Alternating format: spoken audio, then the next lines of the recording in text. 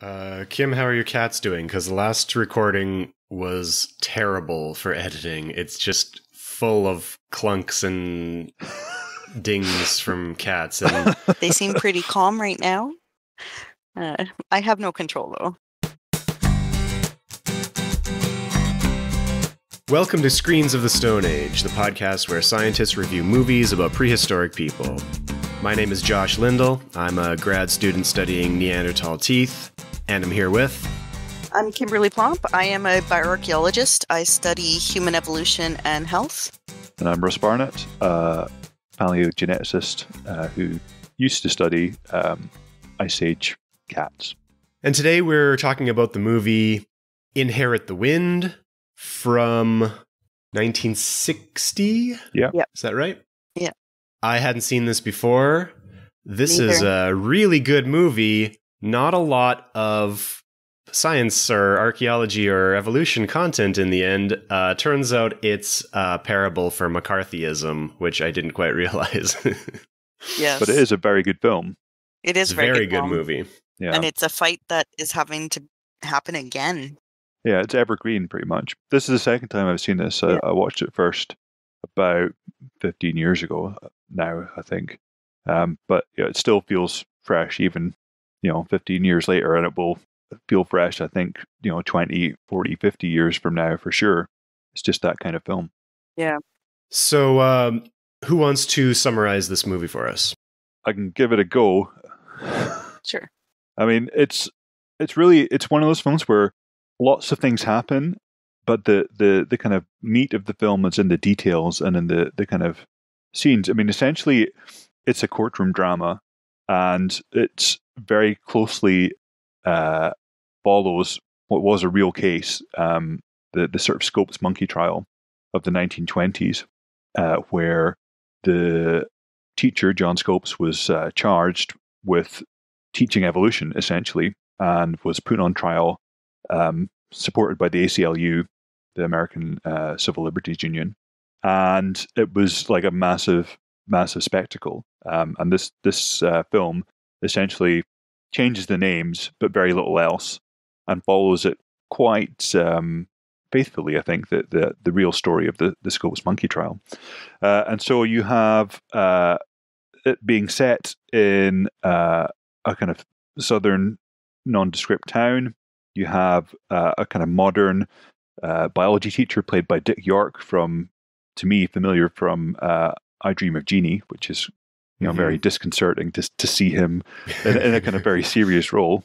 And he is chosen as the kind of scapegoat and the first kind of, I guess, litigant for this breaking of the Butler Act, this anti-teaching of Darwinian evolution in schools act. So he and Hillsborough, the town in the film, are kind of set up for this testing of the Butler Act. And the Hillsborough town folk, the kind of greater and good, the mayor and the rich folk, see this as an opportunity to, I guess, bring the circus to Hillsborough. And so they try and find a prosecutor of the case who is famous and who will bring attention to Hillsborough when the trial starts. And so they find, in the film, it's F.W. Brady, who is claimed in the film as a presidential candidate and prosecuting lawyer. In the Scopes monkey trial, they had the real guy was, let me think, I always get the two of them mixed up. William Jennings Bryan? William Jennings Bryan, sorry. William Jennings Bryan, who also was a presidential candidate and prosecuting lawyer, and is fairly accurately represented by the character of F.W. Brady in the film.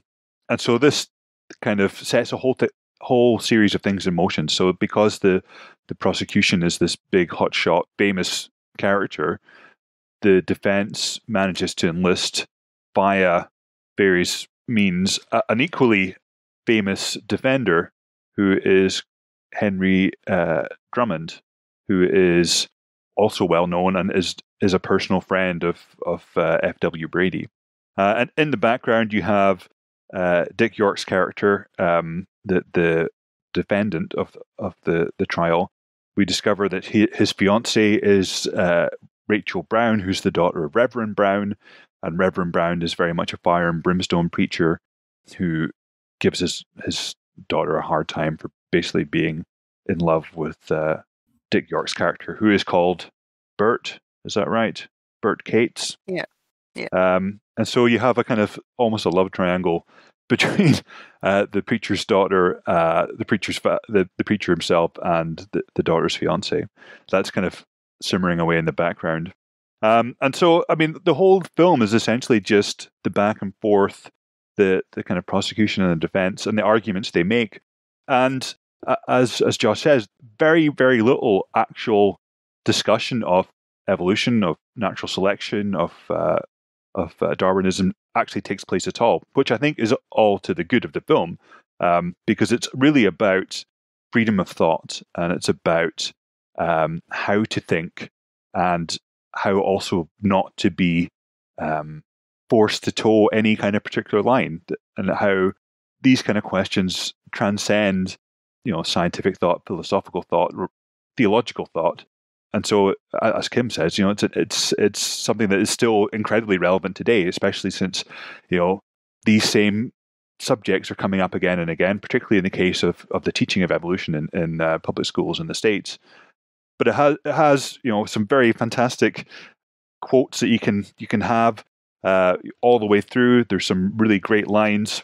Infected with the poison of agnosticism is one that I've put up. They've got a sideshow character who appears when the kind of the court circus starts up, where he kind of is a snake oil salesman who's trying to peddle his theory that the ape evolved from man, which is a nice little side note. And he has a kind of pet chimp that smokes a cigarette, which is great. And it's really the kind of back and forth between the prosecuting lawyer and the defending lawyer, which follows the real Scopus Monkey trial case as well. You have the courtroom scenes where obviously it's a southern court with the jury are all fairly conservative, even by the standards of the time, individuals who are church attending fundamentalist Protestants. And so, almost from the get-go, you think that the case is lost just because of the prejudices of the jury. But the kind of back and forth between Drummond and Brady, representing William Jennings Bryan and Clarence Darrow, who are the real lawyers, is fantastic. Yeah, and some of the things that happen in the court in the process of the trial really happened in the Scopus Monkey trial. So you have the case where all of the kind of biology, anthropology, archaeology, all the actual scientific experts that Darrow wanted to call onto the stand to kind of testify to the scientific evidence for evolution and why it was relevant to being taught in public schools, they were dismissed as because the actual offense wasn't anything to do with the truth or not of evolution. It's about just teaching it. And so they were dismissed as having no bearing on the case, which also happens in the film as it did in real life. And in the end, in a kind of masterful bit of lawyering, the character of Drummond, who represents Clarence Darrow in real life, asks F.W. Brady, who represents William Jennings Bryan, to take the stand and to act not as an expert in biology or evolution or anything, but as an expert in the Bible, because that was essentially what it came down to, and the only kind of aspects of theology were ones that were willing to be discussed. And as Brady sets himself up all the way through as being on the kind of God-fearing, Bible-bashing side, it's kind of he gets hoisted by his own petard. He falls into the trap of thinking that because all these people claim to believe what he says he believes, that he should take the stand when he's asked to. It's just hubris, essentially, that he goes up there, thinks that he can explain why biblical literalism should be taught and not scientific hypothesis of evolution by natural selection. And when he takes a stand, I mean, it's essentially unwinnable because as the film points out and as the trial pointed out, there are many, many, many inconsistencies in the Bible. as you would expect from a book that was put together by dozens of individuals over hundreds, tens of hundreds of years. And so on the stand, he's asked where the classic question, which I think any thinking person would ask themselves after reading Genesis, which is, where do Cain and Abel get their wives from? What's that all about? There's only Adam and Eve and Cain and Abel that are mentioned. So where do the wives come from? And it's a really, there is no answer. That's it. You either believe that it happened, and that in that case, then there are things which have to be surmised, things that have to be extrapolated from the text, from the Bible, or you can dismiss it as being, ludicrous. But what you can't claim is that it's infallible and accurate for everything, because it simply isn't. And this is really when the kind of everything breaks down, when Brian is on the stand, and they can't answer the questions, and so it gets really fascinating. I mean, I watched it a few days ago now. I can't even remember. I know that in the real trial, actually, the Scopes lost. I mean, he was charged with breaking the Butler Act of teaching evolution, which was, again, what he did. That was the outcome they were expecting. But really, the circus that the trial brought, and the ridicule that was brought to the town based on this trial, ensured that that the case for evolution as a real teachable science was made more forcefully than any kind of successfully defending a court case could have. And so other things that happen in the film that happen in real life. The character of God, all these names of Brady, the prosecuting lawyer, he kind of gets lost in himself, and the idea that he has to prove biblical inerrancy and show all these kind of heathens and agnostics that the truth of the Bible essentially leads him to having a heart attack or a stroke, and he kind of drops dead after having taken the stand. And that really happened in the Scopes Monkey trial, not in the courthouse as it's depicted in the film, but a week later, William Jennings Bryan died after the Scopes trial, probably from a combination of stress and expectation that was placed on him to kind of win the case for them. So I appreciate this has been a very he did, but but he also brought ridicule to his beliefs and to the place that was trying to defend them as well, like is shown in the film.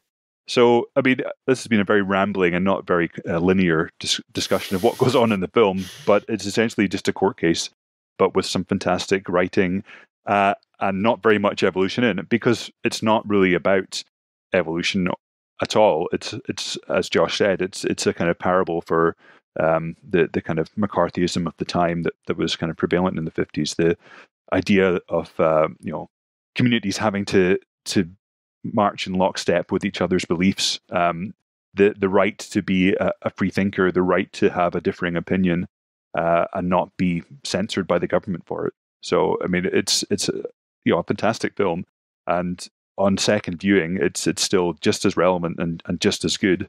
There's so many quotes that I kind of wrote down, all the way through watching it. This community is an insult to the world. It's a fantastic insult. God did not create man; man created God. It's all the good stuff's in there. Nothing to burn but your intellectuals. Yes, I like that one. And there's also other. I mean, I've just done such a crap job of summarizing it because so much goes on, but at the same time, not very much actually happens. But there's some really good characters in it. So there's a character called Hornbeck, who's a big city lawyer and sort of atheist agnostic, who's based on the real journalist F.W. Mencken. H.L. Mencken. So many people with initials in this film, it's just confusing. H.L. Mencken, who was a kind of atheist journalist who was very famous and very well read and known at the time. So I haven't done, as usual, a very good job of explaining what happens, but it's an amazing film, and lots goes on at the same time as nothing actually happens. I think one of my favorite things that was said was kind of at the end of the film when there was a radio station was setting up a mic by the judge, and it was, the lawyer, I don't remember any of the names. I didn't even try to. The defense attorney went up and was like, "Oh, what is this?" And he's like, "Oh, it's radio. It's going to broadcast live to Chicago the verdict of the trial." And the attorney's like, "Oh, God." And then he's like, "No, you can't say God on radio." And he was like, "What the hell?" And he's like, "No, you can't say hell either." Then I forget what he said, but he said something like, "Well, that's going to be interesting."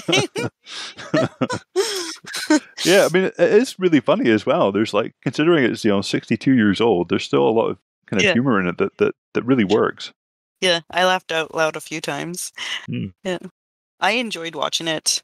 I kind of had to watch it in a rush with my time management skills today, which was kind of disappointing. But for some reason, so even though I knew that I didn't have enough time to watch it all, I still sat and watched the entire 10-minute long opening with just the music and the song and them walking. I don't know why. I was captivated. I don't know. And I was like, that should have been the part that I should have skipped. That's the only part of this movie I could do without.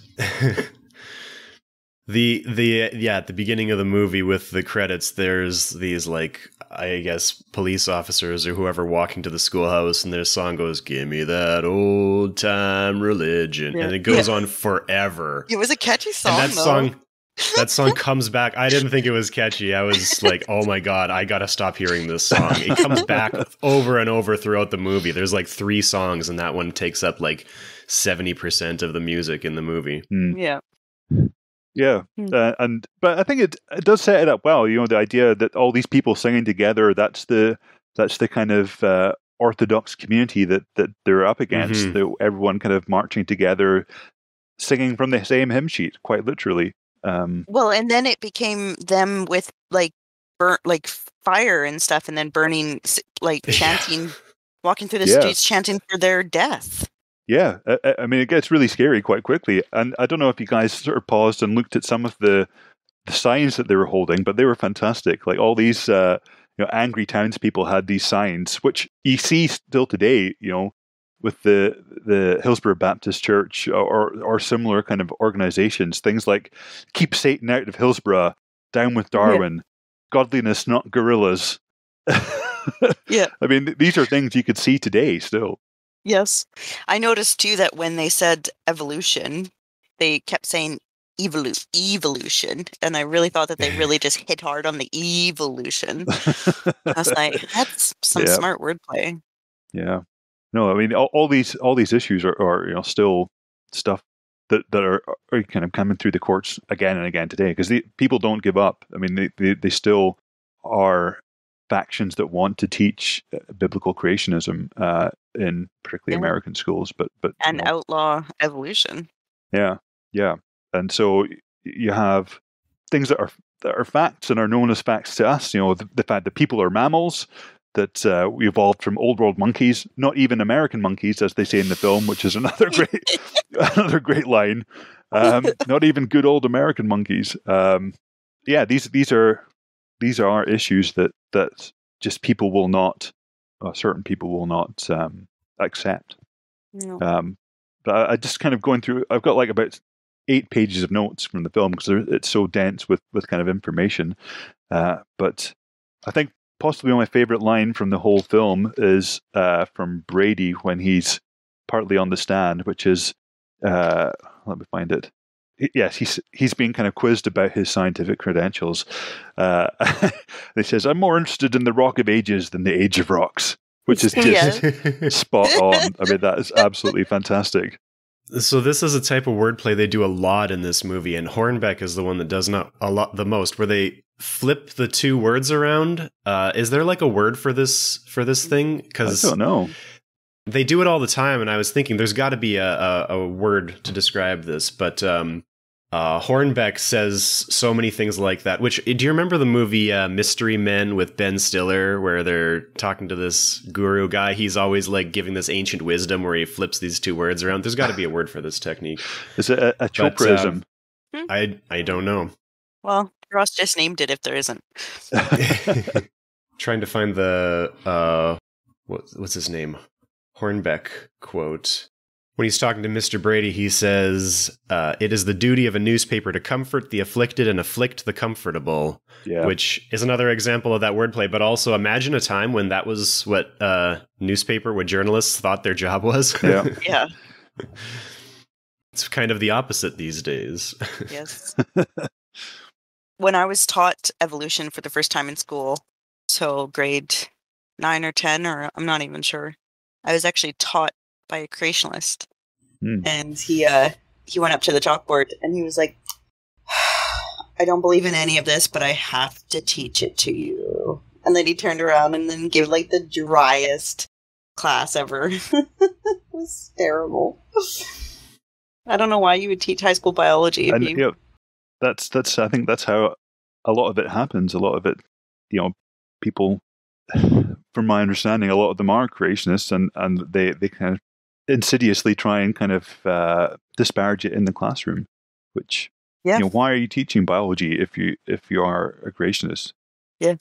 So, this is one of the things we can talk about for this episode, because I think everybody tends to get a little insular in their communities, and it's easy for us to think that everybody understands and believes evolution, and the people who don't are outliers. But I've got a study here that actually covers both Canada and the UK, conveniently, from 2017, looking at attitudes towards evolution. And UK is better than Canada, by the way. Canada is pretty much on par with the United States, which we always think of as such a bad example on, like, in terms of developed countries. And of course, it's worst on the prairies where I'm from here. Manitoba and Saskatchewan are pretty much on par with the United States. But let me find some figures here. So, sorry, I should have had the proper page keyed up. It wasn't until I moved to the UK that I was comfortable saying out loud that I was atheist. I think certainly in the UK, I've noticed over the past 20 to 30 years, it's become remarkably more outwardly secular, although events of the last week maybe have changed my ideas on that a little bit. But certainly, when I was a kid in Scotland, everything on Sunday was shut. Like, absolutely nothing was open. No supermarkets, no shops, no nothing. And almost everyone went to church. And I just remember being so bored all the time on Sundays, just like watching Antiques Roadshow, because that was the only program that was on the television. But now, for better or worse, possibly even for worse, because now people have to work on Sundays, but things are open. You can go to the shops if you want to. Yeah, I'm all for a day off for everybody, where everybody gets to be home with their family, but yeah. So according to this study, amongst people who identified as religious or spiritual, in the UK, 19% of people who identified as religious suggested they found it various degrees of difficult to accept evolutionary science. In Canada, this was 29% amongst religious people who identified as religious found it some degree of difficult to accept evolutionary science. But to me, the more interesting response were from non-religious, people who identified as non-religious or non-spiritual. In the UK, 5% of non-religious people found it difficult to accept evolutionary theory, and in Canada, 10% of non-religious people found it difficult to accept evolutionary science. Yeah. Which is interesting because it tells us we always conflate disbelief in evolution with religious fundamentalism, but it's obviously more complicated than that. Yeah. I would say that probably aligns with a misrepresentation of evolutionary theory. And so people probably don't necessarily accept it because what they've been given probably doesn't make sense, because it's not right. It's not correct, right? If it's been taught by creationists. That's what I would guess. Yes. But, everyone else forgets that, the largest faction of Christianity, Roman Catholicism, absolutely accepts evolution by natural selection. The Vatican has accepted evolution for a long time, for everything except humans. So fair enough, that's their prerogative. But it's really only the kind of more fundamentalist Protestant evangelical factions that have a problem with it. And even then, it's a fairly recent phenomenon as well. The idea of biblical literalism would not have been an issue for most Protestant groups of the 19th century. It just wouldn't have been an issue for the reasons that are discussed in the film, where you have the two lawyers discussing Genesis and, how long was the first day that's in the Bible? Was it 24 hours, 25 hours? Was it a million years? Later in the Bible it says, a day to God is however many thousands of years. So the idea that time is different for the deity than it is for people is one that's well evidenced in the Bible itself. So why not? It's this conflation between kind of atheism and evolution is not warranted particularly. Yes, possibly people that are atheists tend to have an understanding of evolution, but it's not the reverse is not often the case. That people with an understanding of evolution don't tend to be atheists, particularly when you have many evolutionary scientists who have Christian, Hindu, other religious backgrounds. Another problem in Canada, at least from studies I've read, looking at high school teachers and their understanding of evolution and their willingness to teach evolution. In most cases, it's not so much that the teachers don't believe in evolution, but they are afraid to teach it because of the perceived conflict. And I think because of the conversations that we have in society, we give more weight than is deserved to creationist ideologies, right? So to a person who hasn't had a proper education in evolution, which nobody in Canada who hasn't studied it in university has, because like you said, you didn't learn about it until grade 9 or 10. In Manitoba, you don't learn about it until grade 11 if you take biology, which is not a mandatory course in high school. So you can get through high school without ever having studied evolution. And then if you don't study biology in university, you never, ever learn evolution, right? And so people in Canada who are studying to become teachers, even if they're studying to become biology teachers, might have had the most bare bones education on evolution at all. And when they become teachers, they want to be accepting of all their students' worldviews. They want to, and they don't want to get in hot water with the school district or with the parents. And so when it comes to how they are supposed to teach evolution, sometimes this is from surveys, they report that maybe they're scared to present one side too firmly, or they don't understand the conflict well enough to understand, the evidence for one versus the other. And so it's not that people don't believe in evolution, it's that they just don't understand it well enough to have any strong grasp of what the actual evidence is and why it's obvious that evolution is, an established scientific fact. Yeah, and I think that's a really good point as well, the idea that not wanting to kind of upset the apple cart kind of idea, especially given, I don't know how it works in Canada, but from my reading of understanding of the American school system, where school boards have an awful lot of power to set the kind of educational agenda, and these are kind of taken from the general public, from parents and stuff, and quite often it's the more conservative, more kind of religious parents that have the time and the energy to get onto these boards and set the educational agenda, which doesn't make sense to my heathenish British eyes, but that's how it is. And so where you have those kind of situations, obviously having a teacher who is enthusiastic about teaching evolution to their kids could land them in hot water with the school boards. Wrongly, in my opinion, but that's how it would run. Yeah.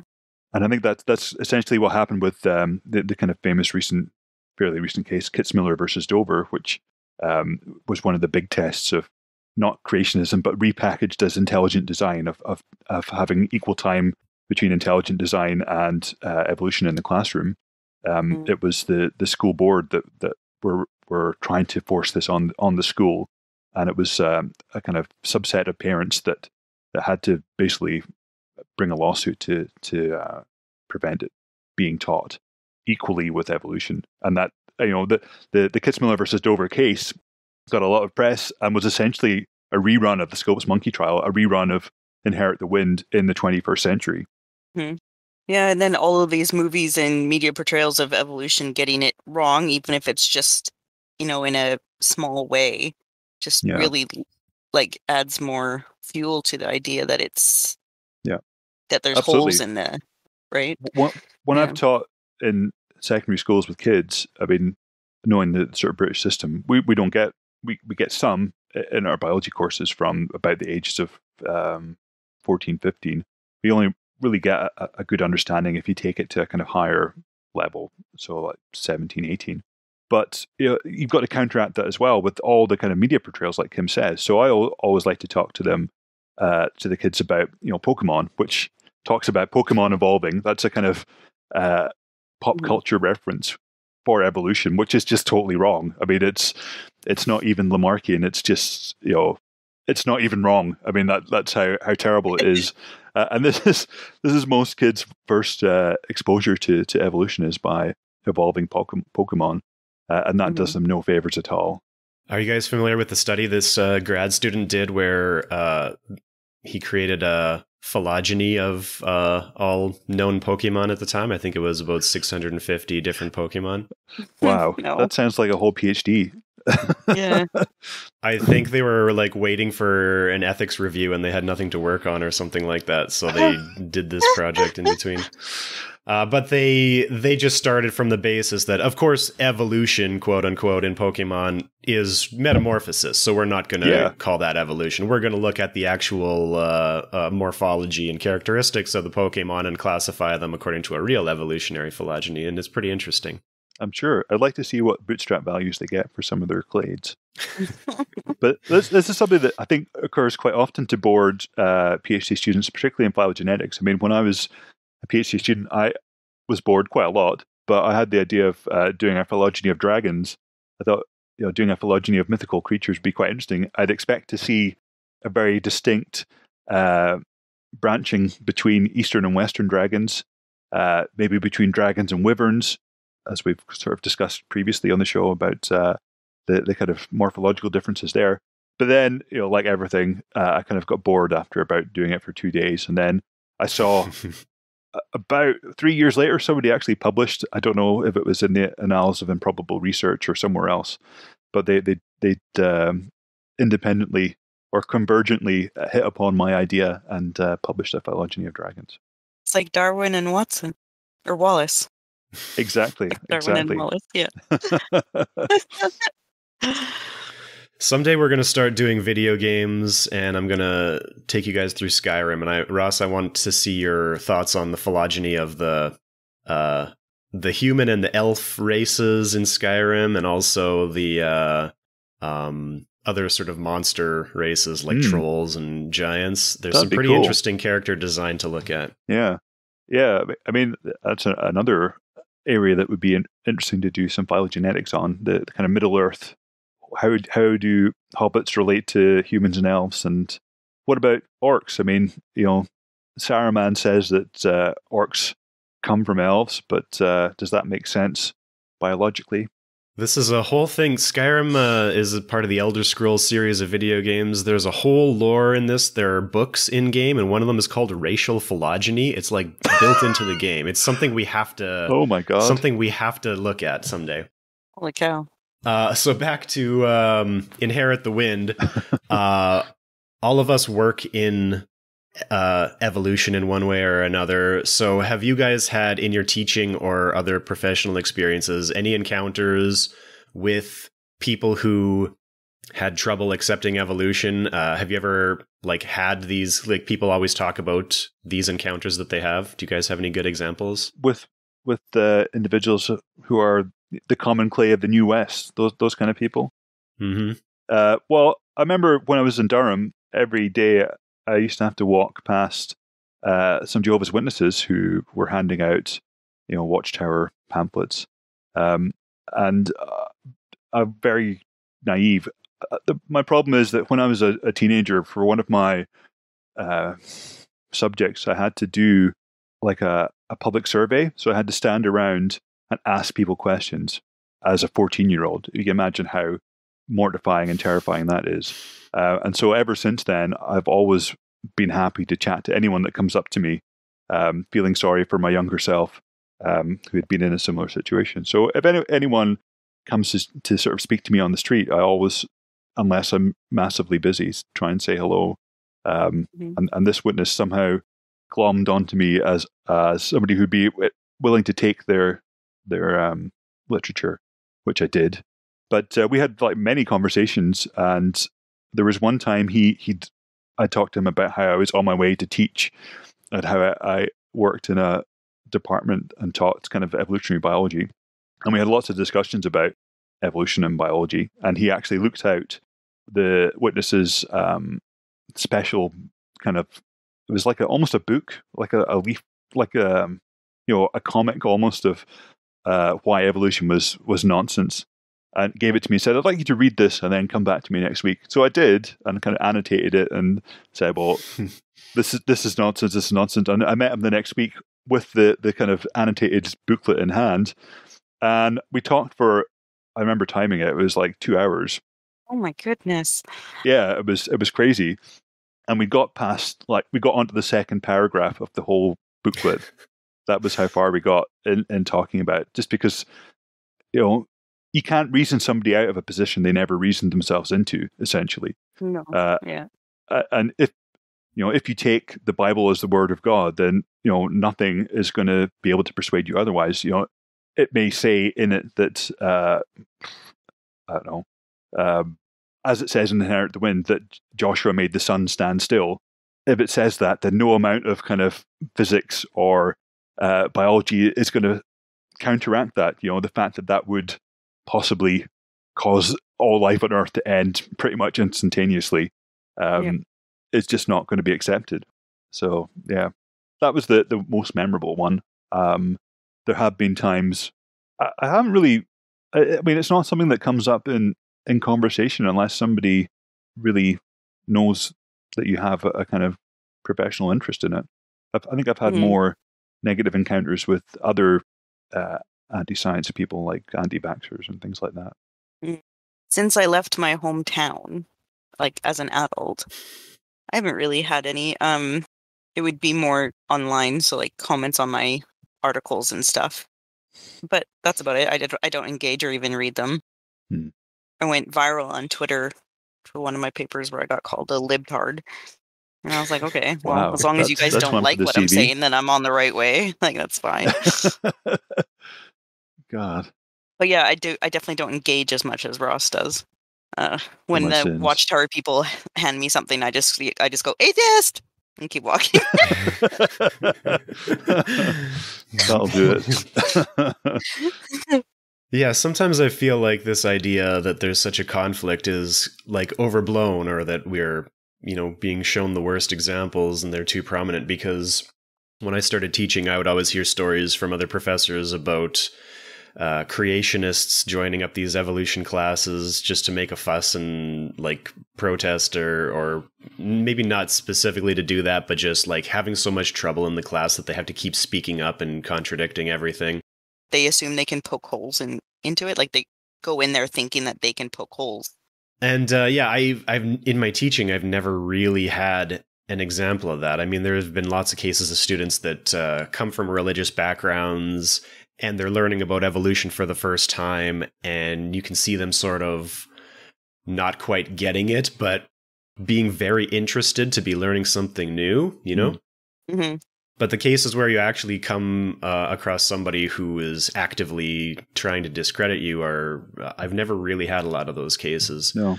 I'm from a very small town, and sometimes I go back home and I'm talking to some of the old neighbors out there, and they're asking about what I do, and they, I've had someone say, like, do you really believe that humans evolved from monkeys? And it's like, well, yeah, that's my entire job. And they're like, huh. And it's like, it's almost like the idea has never really been seriously put forth to them. That's what I find is they haven't really thought about it. Yeah.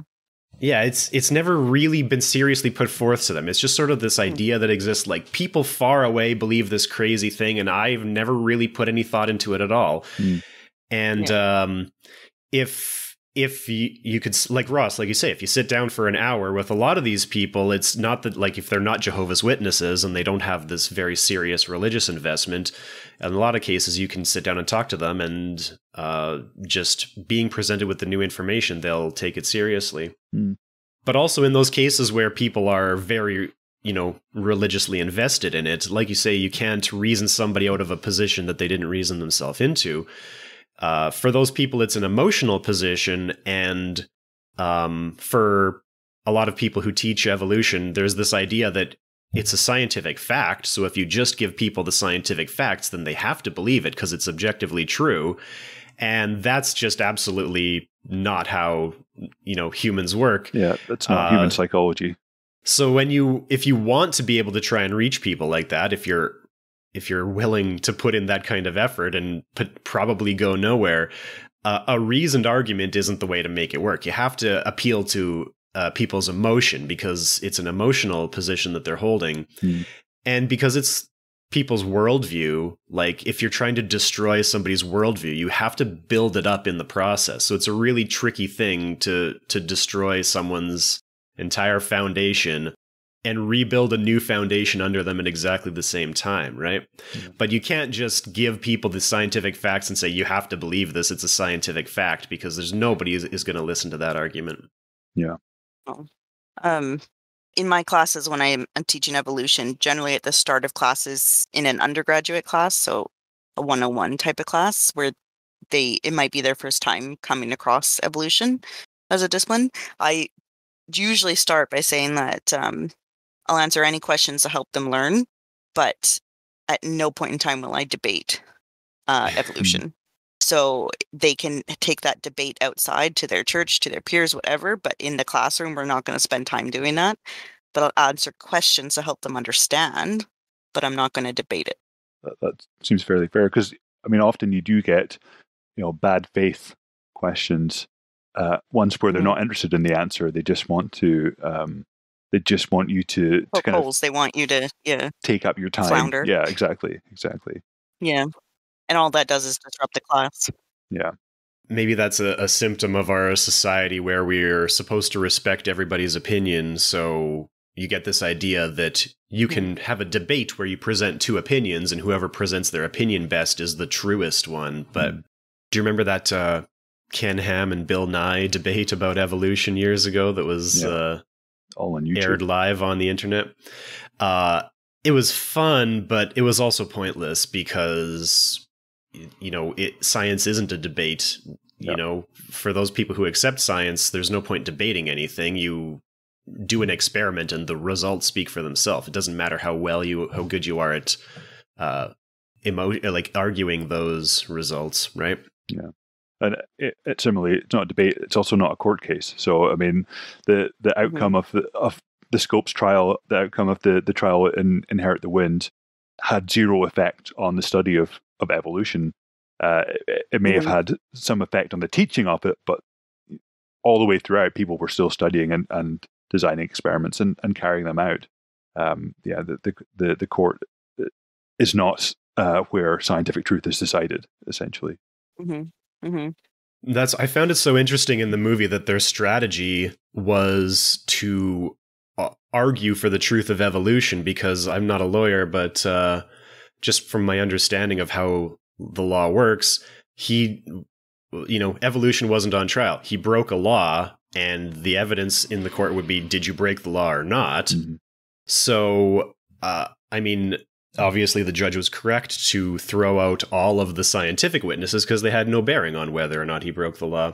Yeah. But one of the interesting things to me about the movie and the court case was one of the places where it differed from real life was that in real life, John Scopes may or may not have even actually taught evolution in the first place.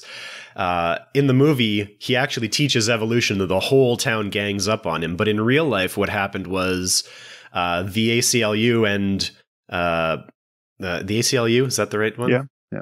Yeah. So many acronyms. Together with, people around the town, decided to create the court case and John Scopes offered himself up as sort of a sacrifice. And he said, I wasn't even sure if I actually taught evolution. Like, I showed him a chart, I think, at one point in class. So they actually had to coach his students to testify that he had taught them evolution because he hadn't actually done it. And so it wasn't so much the town ganging up on one guy for being different as it was a group of people in the town coming together to intentionally create a circus, which is what they did in the movie. And that was the whole point, was to create a circus. Yeah. And also by the end, I don't know if it was the plan right from the beginning, but by the time Clarence Darrow had, what's the other lawyer's name, on the stand, and he was badgering him about religion, at that point, they were planning to lose specifically so that they could appeal to a higher court and keep the circus gaining momentum. Yeah. And a tactical loss was their plan, I think, all the way through. Mm-hmm. It really reminded me, especially when they weren't allowed to bring any of the experts in and stuff, and just the way that the trial went, it reminded me of the trial in Planet of the Apes, where just, it was because it was, and that was the argument. And there's, how do you argue against that? What it reminded me of was all the trials in Futurama. You have the snooty kind of Southern judge. You've got the kind of, I'm just a poor hyper chicken lawyer who kind of wandering around, and all the fans going in the galleries. I think Futurama takes a lot from that. Or the trial on the robot planet where they were accused of being humans. In fact, I rest my case. Kim was reminding me when she was telling about how she got kind of heckled on her publication. It just reminded me of, there were some great ones on, well, some terrible ones actually, on a paper we did a few years ago, which got picked up by the Daily Mail, and then all Daily Mail articles have the option to comment underneath. For those who don't know, the Daily Mail is a very right-wing kind of tabloid rag over here, which is the kind of voice of Middle England orthodoxy. And so some of the comments underneath that were pretty interesting. So our paper was on the genome of a saber-toothed cat. And one of the things we did was commission a really talented paleo artist to draw a picture of this saber-toothed cat hunting a horse. And then one of the comments underneath, which had this picture on it, it says, "In the photo is a horse. Horses weren't in North America until 200 years ago. And two, if they were so skilled, then how come they went extinct? Plenty of bison for them to eat." So, I mean, it's not a photo, it's a painting. Horses are native to North America and were there until about 10,000 years ago, and then again until after the in post-Columbian times. So there's a lot to unpack in there. But you'd never convince them of that, though. No. Some other ones I've just brought up just now, saying that serious intellect from the scientists, pity it's wasted on not helping solve the human problems. But you don't. I bet you didn't get vaccinated. Oh. Yes, indeed. Actually, the most when I publish a paper on evolution, the most that I get is actually not from religious people, but from either chiropractors, because of my stuff on the back. And they'll tell me blatantly that I'm wrong. And it's only like the abstract or only the newspaper article that they read. And I'm like, you haven't read the paper. Like, none of that makes everything you're saying is useless. My understanding is chiropractic is pretty much a religion. Yes. Yeah. I have a vendetta against chiropractic as a anthropologist, but anytime we mention chiropractic, we do have to mention that the guy who created it says it was revealed to him by a ghost during a seance. There you go. And that's how helpful it is. It is 100% a pseudoscience. Don't go to a chiropractor, go to a physiotherapist. Yes. The only people who need to go to chiropractors are people who go to chiropractors, and they need to go more and more often because they're more and more pain because they keep getting some weirdo to do something to their spine. But the most that I get actually is every time I publish a evolution paper, I get an email asking me if I've considered the aquatic ape hypothesis as a possible Oh, really? explanation. Wow. And I always have to That's a respond, I'm blast like, from the past. no, I have not. So the aquatic ape hypothesis for people, I think, came out in like the 60s or 70s from this woman that published it. And the idea is that humans evolved in water, and that so our having no hair was to keep us, buoyant or something, or something to do with water. I don't know, in the same way that fish don't have fur, and that women's breasts were buoyancy for the babies to be able to hang on to and float, and just it's like organic floaties, essentially. Is that what her argument was? Yeah. And so when it came out, it wasn't really taken very seriously. She tried to argue it. Some people tried to argue, and then it never really gained any scientific support. And so now it's no longer considered a relevant hypothesis. But there's still some people out there, and they know my email address. Cranks love it. Cranks love that kind of stuff. Yeah. Very famously, every aquatic mammal is perfectly hairless, such as whales and seals and otters and polar bears and yeah. And we all do spend our first 9 months in essentially our own private little ocean. So yeah. Only she had started with that. Did we talk about this before? I think we have. I had an idea for a quick study about this years ago, because one of the reasons they suggest humans went through an aquatic phase is that we get wrinkly fingers and toes when they get wet, which is supposed to increase our grip when our hands and feet are wet, right? So the when your fingers get wrinkly, people think it might just be like water absorbing into your skin, but it's actually a brain, like a nerve response. So if you've had your finger amputated and then reattached and the nerves weren't reattached properly, you won't get wrinkly fingers when your fingers get wet, and it's actually pretty cool to see pictures of that. But so it's an evolved nervous system response, and so the idea is that if the aquatic ape hypothesis is true, then we get these wrinkly fingers because it increases our grip when we're handling things in the water, like if we're collecting shellfish or something like that. Which, first of all, is not a very good evolutionary pressure, because how important is it to not slip a shellfish out of your hand? Like, how is that going to translate to increased fertility, But second of all, we can look at the evolution of this trait, because if we find this trait in our non-aquatic primate relatives, then this tells us it's more primitive than that, and therefore it wouldn't have evolved from that. And a few years ago, I was looking into this as a possible study, and there's not really a lot of research on whether or not non-human primates get wrinkly fingers or toes, apart from the Japanese aquatic macaques who spend a lot of time in the water and do get wrinkly fingers.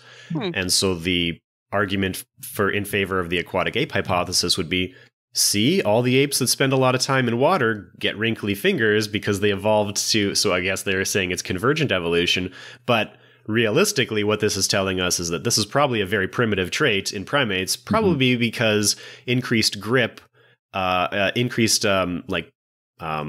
I'm saying grip, but I mean like grippiness of your fingertips, not like grip strength or something like that. This would be really important if you lived in the trees and it started raining and you had to survive, which would also explain why our toes get wrinkly, because we're not picking up stuff with our toes, but other monkeys are, right? Yeah, that's a really good point. And so as far as I had seen, there really weren't a lot of other studies on any other primates about whether or not they get wrinkly fingers. So all you have to do is get a small sample of apes and monkeys, get their fingers wet for 15 minutes, write it down, and then that's a paper, and it discredits the aquatic ape hypothesis. I'm sure there's zoos where they play with them in the water or bathe them or whatever, and they would know. All they have to do as far as I could tell, at least a few years ago, nobody had actually published really anything on that. So it'd be a really quick and easy paper to do. If anybody listening there has access to monkeys and can get their fingers wet. There is a zoo down the street from me, and it's a sanctuary zoo. It's all animals have been saved, so I'll see if there's monkeys. There's macaques in the Philippines, isn't there? Or not? Yeah. You I think so. Just wrangle yourself a wild one and...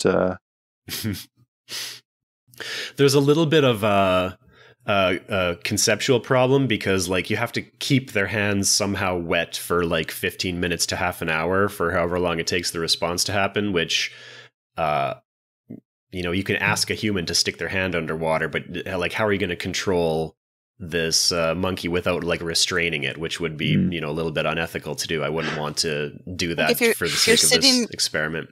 If it's sitting in a tub and you're playing with it with toys in the same way that you would with a child, or it's diving for food or something, at least its feet is going to stay in the water for at least enough time. But how many monkeys really like to be wet? Like, I know gorillas famously don't like to get wet, right? So it'd be hard to test it in gorillas. Gorillas never put their hands in the water other than like to get their knuckle hair wet and suck the water off their knuckle hair. I wouldn't like to get in a bath with a gorilla. A gorilla? As Kim and then realize that it doesn't like the water.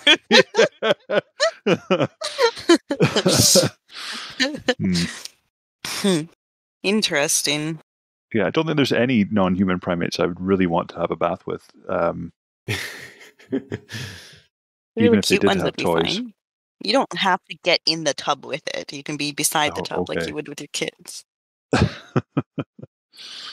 Because even a chimpanzee would probably drown you by accident, I think, if you were... And rip your face off. Yes, and rip your face off. If we only had some of the apes from Planet of the Apes, we could ask them, and then that would work. Yeah, but they were evolved apes. Maybe they went through an aquatic phase too. Maybe. Yeah. Well, what are our final thoughts about the movie Inherit the Wind? We kind of talked around this movie a lot because there wasn't that much evolution content in the movie itself. Anything they say about evolution is wrong, but things that they say that are wrong are things that we've gone over multiple times in this podcast. So don't go to it to learn evolution, but definitely watch it. It's a good movie. Yeah, I mean, the one of the great quotes, another one that I've written down, is an idea is a greater monument than a cathedral. And this whole movie is about the primacy of ideas and how they shouldn't be discarded without thought. I mean, that for every orthodoxy, there's a heterodoxy, and you can't kind of just prevent speech that you don't like. Yep. If you've been enjoying Screens of the Stone Age, get in touch with us.